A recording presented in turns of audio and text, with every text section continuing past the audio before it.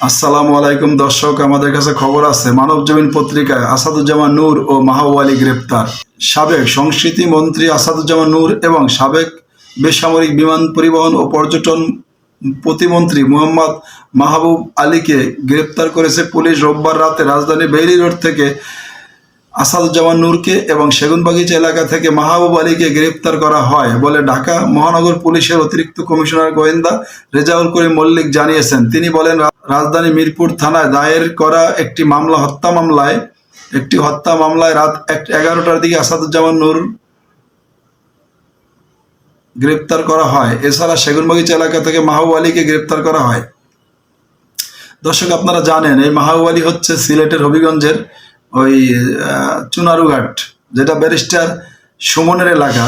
Barrister Suman এই মাহবুব আলীকে পেছনে ফেলে এমপি হয়েছিলেন, সর্বশেষ 7 মাসের এমপি। আমরা জানি আসলে এই আসাদুজ্জামান নূর অত্যন্ত ভদ্রলোক, আমাদের জানা মতে অত্যন্ত ভদ্রলোক। কিন্তু আওয়ামী লীগের শাসনামলে, গত 15 বছরের আওয়ামী লীগের শাসনামলে তার বিরুদ্ধে হত্যা মামলা অভিযোগ রয়েছে। আমি বলতে চাই যে আওয়ামী লীগের 15 বছরের শাসনামলে আওয়ামী লীগের সাথে যারা ছিল তারা কখনোই ভালো কাজ করে আওয়ামী লীগের সাথে থাকতে পারে নাই। আসাদুজ্জামান নূরের আমি একজন ভক্ত। আসাদুজ্জামান নূরের প্রতি আমার সহমর্মিতা আছে, আমার সহানুভূতি আছে, তাকে আমার ভালো লাগে। তিনি সাংস্কৃতিক মনা মানুষ, তিনি অল্প কথা বলেন এবং গুছিয়ে কথা বলেন এবং উল্টাপাল্টা বক্তব্য দিতে আমি তাকে শুনিনি।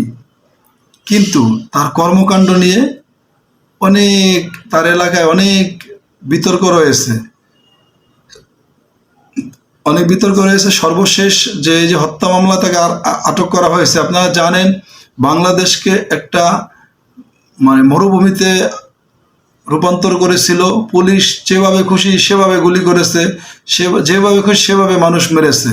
শুধু পুলিশ না, ছাত্রলীগ, যুবলীগ, স্বেচ্ছাসেবক লীগ, আওয়ামী লীগের এমপি মন্ত্রী থেকে শুরু করে সবাই প্রকাশ্যে গুলি করে মানুষ মারছে। গত 4-5 তারিখে ইন্টারনেট বন্ধ করে দিয়ে তারা এগুলা করছে, প্রকাশ্যে করছে। সুতরাং আমরা বলতে চাই যে এদেরকে ধরা হয়েছে, আমরা অবশ্যই শাস্তি চাই, অবশ্যই এদের শাস্তি চাই। কিন্তু তাদেরকে যে হত্যা মামলা হয়েছে, হত্যা মামলার পাশাপাশি তাদের যে আরও দুর্নীতির মামলা, আরও লুটপাটকারী মামলা, আরও অনেক মামলা তাদের বিরুদ্ধে রয়েছে, এগুলোও খতিয়ে দেখবে সরকার প্রশাসন। এই আশায় আমরা করি সঠিক বিচার আমরা চাই। 15 বছরে মানুষ যেভাবে অত্যাচারিত, নিপীড়িত হয়েছে, তার সঠিক বিচার আমরা অবশ্যই চাই। দর্শক, আপনাদের মতামত কমেন্ট বক্সে জানাবেন দয়া করে। ধন্যবাদ।